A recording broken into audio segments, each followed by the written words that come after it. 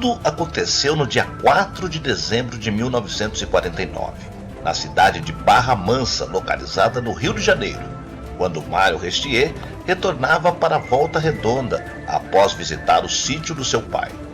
Durante o trajeto, avistou um objeto voador em forma de disco, passando silenciosamente entre as árvores, até aterrissar a 15 metros da estrada.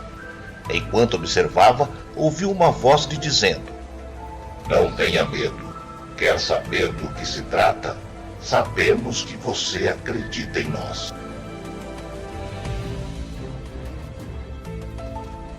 Intrigado com a mensagem, ele seguiu em direção ao aparelho.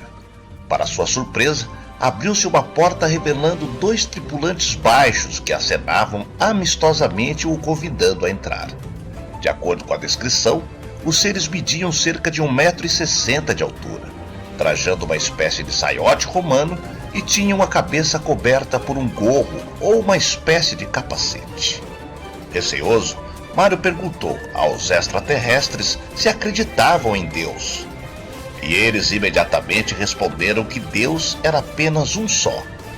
Com essa resposta, mais encorajado, ele entrou no disco. Foi conduzido por um corredor até chegar a uma sala cheia de painéis, quadros, botões e telas com dados sobre a locomoção da nave. Nesse instante, os seres o convidaram a dar um passeio, mas Mário queria garantir de voltar a salvo. Após tudo combinado, Mário foi deitado em uma espécie de banheira repleta de um líquido que cobria todo o seu corpo, deixando apenas o seu rosto do lado de fora. Enquanto a banheira se enchia, os seres explicavam que o líquido tinha o intuito de protegê-lo devido aos possíveis problemas das grandes acelerações da nave, além de hidratar e alimentar o corpo humano, já que Mário iria dormir durante toda a viagem. Assim que a nave ganhou voo, ele adormeceu, sendo chamado pelos alienígenas bem próximo ao destino. Ele saiu da urna e foi colocado em um aparelho onde, curiosamente, seu corpo e suas roupas secaram imediatamente. Antes de seguir o caminho, foi-lhe dado um uniforme bem semelhante aos dos tripulantes. E já devidamente vestido e preparado, caminhou, quando percebeu que se encontrava numa espécie de hangar, onde havia vários discos voadores. Ele também viu alguns tripulantes sentados em uma espécie de sofá. Nesse instante, sua atenção foi interrompida diante da porta da nave, que se abriu, e por ela entraram algumas pessoas muito simpáticas que comemoravam a sua chegada. A razão da alegria era porque Mário era a 3ª pessoa a conhecer aquele local. Os extraterrestres o levaram para conhecer a cidade. Mário pôde ver coisas incríveis, como seres que caminhavam pelo ar e veículos que deslizavam em estrada suspensa. Ele também visitou uma espécie de museu, onde pôde ver uma tela que mostrava informações sobre a Terra, como a nossa índole, ambições, violência, estágio de evolução da humanidade, dentre outras coisas. Ao deixar o museu, Mário seguiu pela cidade e pôde notar que estava coberta por uma cúpula transparente, embora pudesse ver o céu azulado, bem como o sol.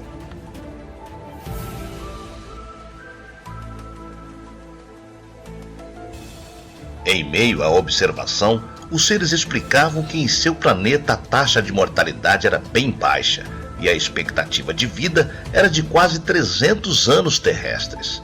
Segundo os seres, a razão de viver tanto era por causa do tipo de alimentação que não deixava qualquer resíduo. Durante o caminho até a nave, revelaram que os astrônomos russos já haviam descoberto o seu planeta, que ficava bem próximo à constelação de Órion. No final do passeio, ele foi levado e colocado novamente dentro da urna para voltar à Terra e deixado no mesmo local de embarque. Ao chegar, decidiu ir à casa do seu pai para contar o acontecido. Porém, se surpreendeu diante de tantas reclamações por causa do seu sumiço. Para Mário, havia se passado apenas 2 horas do passeio. Porém, seu pai lhe informou que ele havia sumido por 4 meses.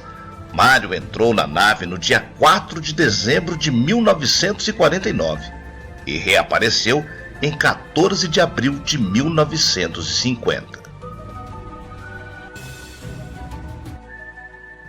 Esse caso é muito interessante porque houve presença de um líquido pouco mencionado em outros episódios ufológicos. Além disso, tinha o intuito de proteger contra as grandes acelerações e hidratar o corpo humano. Interessante também é que Mário não foi abduzido, mas convidado a dar um passeio. Bem diferente dos casos onde os extraterrestres levam as testemunhas contra sua vontade. Outra curiosidade é que o acontecimento se deu no plano físico, ou seja, Mário não teve uma experiência fora do corpo, além de interagir de maneira amigável com os extraterrestres. Mais interessante mesmo foi a comemoração dos alienígenas pela presença de Mário no suposto planeta. Esse caso foi investigado pela Sociedade Brasileira de Estudos sobre Discos Voadores. Mas e para você? Qual é a sua opinião? Estamos sozinhos no universo?